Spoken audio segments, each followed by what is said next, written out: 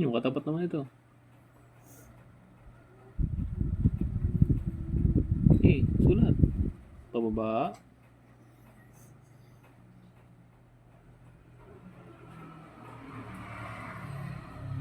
Hop. May kuha lang. Pagod na ako pag madaming assignment. Gagi, pahiga.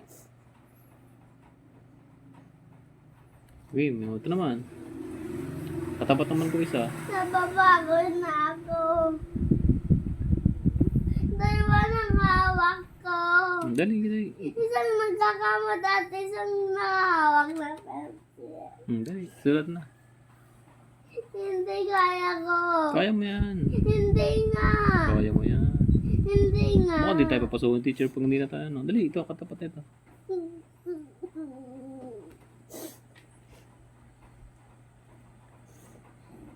Katapat ito, katapat. Pababa. Sobrang napapagod. Hindi naman.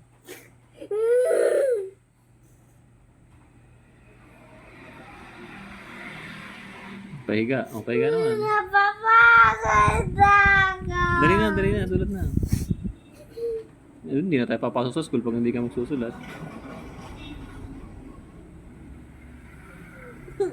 Dali na. Ayun, last one. Ito na. Pababa.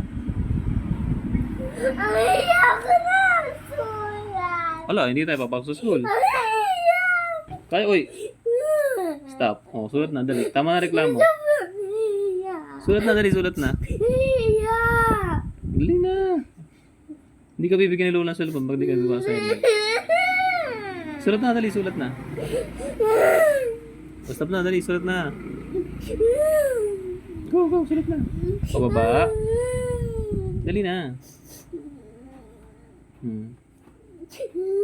Napapagod ng kamay ko. Pamadami na tayo. Pamadami na tayo napapagod. Dali, sulat na. Use your other hand naman. Yung other hand mo naman, yung other hand. Dali. Use your other hand naman. Yan. Pababa. Dito na. Pababa. Napapagod na ako pag wala ng assignment. Pahiga. Yun. Dali, katapat naman ito. Ang katapat nun. Pahiga naman dito. Pahiga. Padapa pala pa. Pababa. Mali ako. Pahiga. Pahiga. Ito naman, kabila. Katapat mo.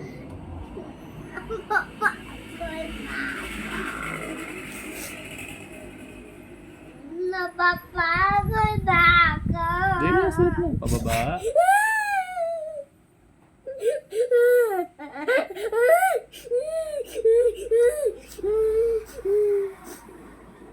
Pahiga. Do you want to use your left hand or the right hand? Ayak ko. Dali, sulat na. Gusto ko. Yeah.